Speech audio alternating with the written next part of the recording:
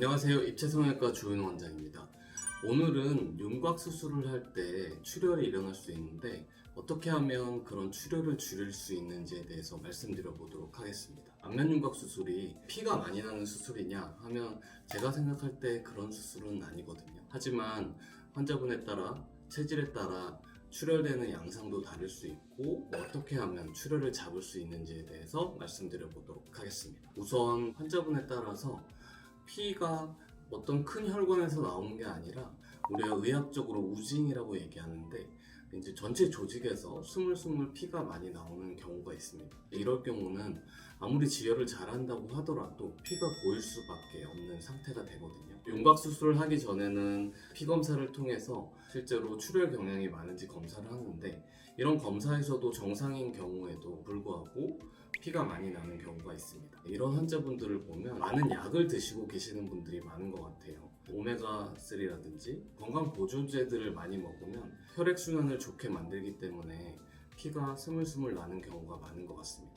따라서 수술을 계획하고 계시는 분들이라면 이런 건강 보조식품도 한 일주일 정도는 끊어주시는 게 실제 출혈 경향을 막는데 도움이 될 것 같아요. 제가 윤곽 수술을 하면서 피를 잡기 가장 힘든 난감한 경우는 뼈에서 나는 피예요. 혈관이 절단됐을 때는 전기 소잡기로 지혈을 해서 잡을 수 있는데 뼈를 딱 자른 단면에서 피가 안에 뼈의 수질에서 스물스물 나오는 경우가 있습니다. 이럴 경우는 보낙스라는 제품을 쓰는데요. 이런 단단한 왁스 제품을 뼈의 표면에 발라서 피가 바깥으로 나오는 것을 막는 거죠. 하지만 이런 보낙스는 파라핀 성분으로 되어 있는 것도 많기 때문에 우리 몸에서 이물질로 인식을 하게 되고 염증이 발생하게 되는 경우도 있어요. 그래서 최근에는 저는 보낙스는 많이 쓰지 않고 그냥 압박을 통해서 뼈를 통해서 나오는 피를 줄여주는 그런 식으로 수술을 하고 있습니다. 뼈가 아닌 연부 조직에서도 피가 계속 나오는 경우가 있는데요. 출혈되는 곳을 찾을 수 없는 것도 있어요. 이제 서지셀이라는 제품인데요. 혈액 응고인자들이 포함된 제품이라고 보시면 되고 실제 출혈이 나는 부위에 이 제품을 얹게 된 경우 출혈이 멈추는 효과가 있습니다.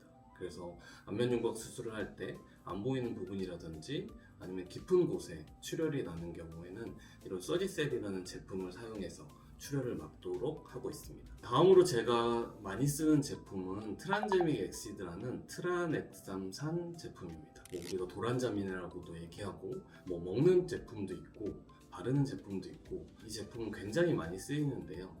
실제 수술에 있어서 출혈 경향을 많이 막아주는 약이라고 여러 논문에 나와 있어요. 이 제품은 혈전 분해 작용을 억제해서 혈액 응고를 촉진시킨다고 보시면 되는데 피가 많이 날 때 거즈에 적셔서 쓸 수도 있고요. 아니면 혈액을 통해서 이제 주입을 하게 되면 계속되는 오징이라든지 피가 출혈되는 경향을 막을 수 있습니다. 또 하나 쓰는 제품은 비타민 K예요. 정확하게 어떤 효과를 발휘를 하는지에 대해서는 많은 연구가 있진 않지만 비타민 K가 혈액 응고에 있어서 중요한 인자라는 사실은 분명하기 때문에 출혈 경향이 조금 있으신 분들은 저는 트란자믹 엑시드랑 비타민 K를 두 개를 병용해서 쓰도록 하고 있습니다. 지금까지 안면윤곽 수술을 함에 있어서 어떻게 하면 출혈이 많이 일어나는 것을 막을 수 있는지에 대해서 설명드려 봤어요. 수술을 섬세하고 정확히 하게 되면 많이 출혈이 되는 수술은 아닙니다.